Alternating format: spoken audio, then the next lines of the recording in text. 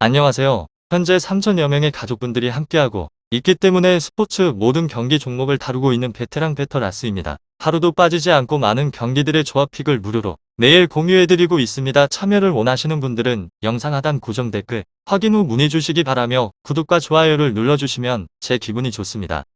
저는 스포츠 토토 및 동행복권 파워볼 정보방을 운영하고 있습니다. 모든 정보는 무료로 공유해드리고 있으니 부담 갖지 마시고 문의 주시기 바랍니다. 그럼 프리뷰 시작해보도록 하겠습니다. 첫 번째 경기는 코소보 대 조지아 축구와 관련하여서 코소보는 스웨덴 원정에서 패배를 한 이후에 홈으로 돌아왔습니다. 조지아 역시나 그리스에 패배를 하고 난 후에 일정으로 코소보는 스웨덴 원정에서 완패를 하면서 상위권과 거리가 벌어졌고 팀 수비의 핵인 나우마니가 수비 라인을 이끌긴 하였지만 90분 내내 몰아친 스웨덴의 화력을 막아내기는 어려웠습니다. 그렇지만 드리세비치는 중원에서 좋은 움직임으로 전방에 기회를 연결을 하였고 나시차는 무리키의 확실한 공격의 파트너로 손색이 없기도 합니다. 다음으로 조지아는 홈에서 그리스에 패배를 하였으며 경기를 하는 종료 전까지 수비적인 경기로 임하면서 상대방의 공세를 잘 막아내었는데 후반전 45분 페널티킥을 내준 이후에 연속골을 내주기도 했습니다. 칸카바가 중원에서 상대방의 공격의 시도를 잘 막아냈지만 막판의 집중력이 부족이 아쉽기도 했습니다. 코소보 조지아 여전하게 개선되지 않는 결정력 문제도 팀의 발목을 잡고 있는 중입니다. 조지아는 월드컵으로 갈 수 없는 상황이 되고 외려 지지 않는 수비적인 경기 운영을 하고 있습니다. 원정이기 때문에 그런 경향이 더 짙게 나올 경기이며 저의 생각으로는 코소보의 승리를 보고 있는데 홈의 2점을 누릴 수 있기도 하고 이미 조지아 원정에서도 기분 좋은 승리를 따낸 경험이 있기도 합니다. 조지아 수비진이 위험을 파울로 무너지는 경우가 있는데 무리키는 위협적인 박스 안 침투로 팀에게 기회를 제공할 것 같습니다. 다음으로 코소보 팀은 피파 랭킹 109위로 스웨덴 원정 경기에서 3대 0으로 완패를 하고 1승 1무 4패로 B조 4위에 랭크가 되었습니다. 단 2경기만을 남긴 만큼 카타르 월드컵 본선행이 좌절되고 말았으며 주축인 베다트 무리키 밀로트 라시카 엘바산 나샤니 리린 카스트라티 아스트리트 셀마니 지메르 비티키 베르산트 셀리나 플로렌트 무슬리아 베사르 할리미 아미르 라흐마니 메르진 보이보다 피단 알리티 플로렌트 하데르고나에 이브라임 드레세위치 사미르 우이카니를 소집을 하였습니다. 코소보 조지아 그러나 주축인 발론 베리샤 아르버 제넬리 벤자민 콜롤리 선수 등은 부상 등의 이유로 인해서 소집에서 제외가 되었습니다. 다음으로는 조지아 피파 랭킹은 96위 그리스와의 홈경기에서 0대2로 완패를 하면서 1무 5패로 B조에서는 꼴찌입니다.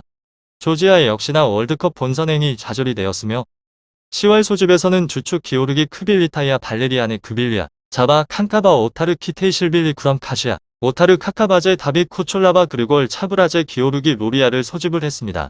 그러나 주축인 바코 카자이실빌리 기아 그리발라바는 축구 대표팀에 승선하지 못했습니다. 다음으로 코소보 팀은 조에서 4위로 승승무패패 지난번의 라운드 스웨덴전에서 0대3 대패를 당하였으며 잔여 경기에서 전승을 거둬도 2위로 올라설 수 없습니다.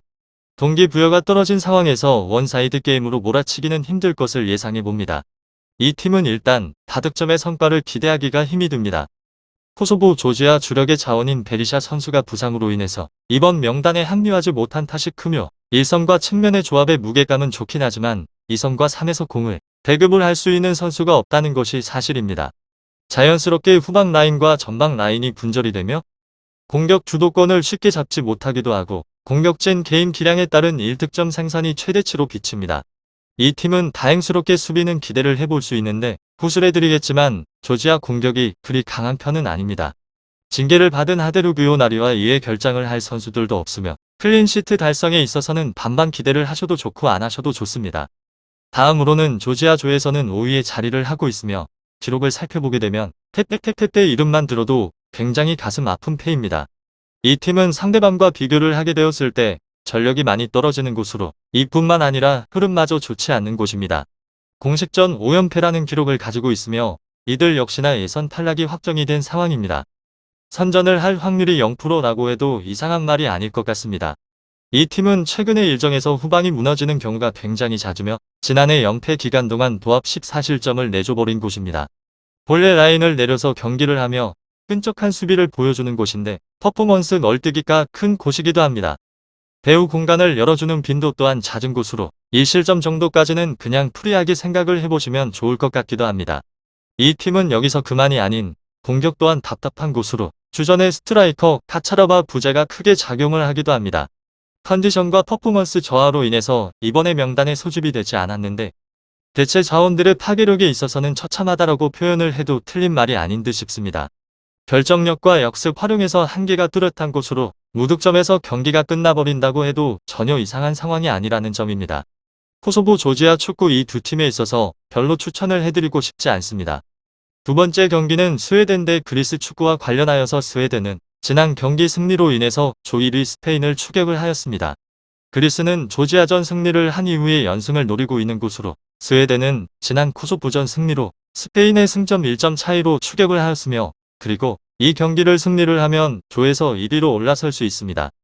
소속팀인 소시에다드에서 부상으로 시즌 초반 고전을 하였던 이삭이 돌아와서 대표팀 경기에서 골을 기록을 하였고 쿨루셉스키는 유벤투스에서 보여주는 재기 넘치는 플레이로 상대 수비 라인을 두들기는 중입니다. 에크달과 베테랑 중원의 경기력도 꾸준하다는 점입니다. 다음으로 그리스 팀은 4승 1패를 기록 중인 스웨덴에게 유일한 패배를 안겼던 팀입니다. 또한 스페인과 스웨덴이 앞서가는 조에서도 무패를 기록 중에 있고 이 경기를 승리를 하면 선두권과 승점 차를 더 줄일 수 있기에 원정이긴 하지만 집중하고 경기에 나설 것 같습니다. 스웨덴 그리스 치미카스와 안드루트 소르 측면에서 상대 수비를 뚫어낼 수 있는 윙백들이 활기차게 공격에 임할 것이고 파블리디스는 전방을 이끌 준비가 되어져 있습니다. 스웨덴이 홈에서 적극적인 공격의 시도로 임하긴 하겠지만 그리스는 어느 팀 상대로도 버틸 수 있습니다. 원정에서 차벨라스를 중심으로 라인을 강화할 그리스가 저득점 경기를 견인할 수 있을 것 같습니다. 저의 생각으로는 스웨덴의 승리를 보고 있으며 그리스는 만탈로스와 촐리스 등이 최전방에 파블리디스를 지원을 하며 역습에 나서겠지만 에크달이 버틸 홈팀 중원이 그들에게 공격 기회를 내주지 않을 것입니다. 그리스 수비진이 세대 교체에 성공을 하며 높이와 스피드를 겸비를 하겠지만 포스베리와 이삭 등 4대 리그에서도 상위권 팀들의 주전 공격수로 나서는 스웨덴이 공세를 90분 내내 견디진 못할 것을 예상해 봅니다. 다음으로 스웨덴은 홈에서 코소보를 3대 0으로 완파를 하고 2위 자리를 지켰습니다. 스웨덴 그리스 긍정적인 부분이라고 하면 코소보전에서 득점의 기대치가 높은 이삭과 콰이손, 포르스베리가 모두 골을 터뜨렸다는 것, 비조에서 가장 안정된 수비폼을 유지 중이기 때문에 그리스의 탄탄한 수비를 무너뜨리기 위해서는 공격진의 폼이 중요하였고 코소보전을 통하여서 핵심의 공격진들이 좋은 골 감각을 유지했다는 것입니다. 안방에서 서륙을 기대해 볼 수 있는 부분이 될 것으로 보이기도 합니다. 스웨덴으로서는 이번에 매치업을 잡아내면 조선두로 올라서는 만큼 총력이 예상이 됩니다. 다음으로 축구 그리스 팀은 조지아 원정에서 종료 직전 내리 2골을 터뜨리면서 귀중한 승점 3점을 잡아냈습니다.